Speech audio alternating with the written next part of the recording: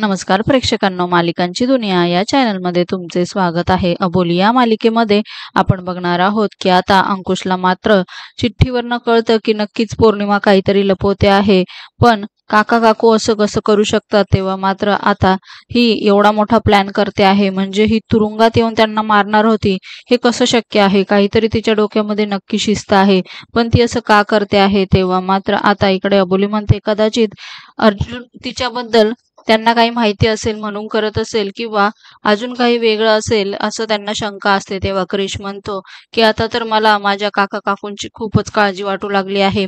आणि तेव्हा मात्र आता इकडे अबोली त्याला समजावते, क्रिश तू अजिबात काळजी करू नको, तुझ्या काका काकूंना काहीच होणार नाही।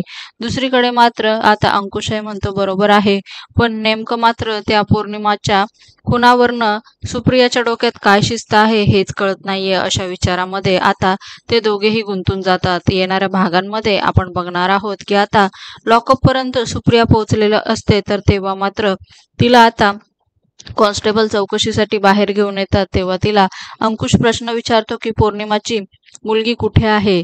तर तिकडे आता अबोली ही विचारते, तर मात्र ती सांगू लागते की विरोधी पक्षाच्या वकिलाला उत्तर देणं मी बांधील नाहीये। तर तेव्हा अंकुश म्हणतो अरे वा, वकिलीचा फारच अभ्यास केलेला दिसतोय कायद्याचा। तर तेव्हा लगेचच ती म्हणते काही गरज नाही त्याची, जसा कायद्याचा अभ्यास वकील करतात तसं पुढे लगेच अंकुश तिचं वाक्य पूर्ण करतो, तसंच ते गुन्हेगारही करतात ना, बरोबर ना। आणि हे बोलल्यावर सुप्रिया गप्प होते। पुढे अंकुश म्हणतो जर का तू पौर्णिमाची मुलगी कुठे आहे या गोष्टीचा पत्ता आम्हाला सांगितला नाही, तर तिच्या अपहरणाच्या केसमध्ये मी तुला आत टाकू शकतो। आता मात्र इकडे सुप्रिया घाबरते।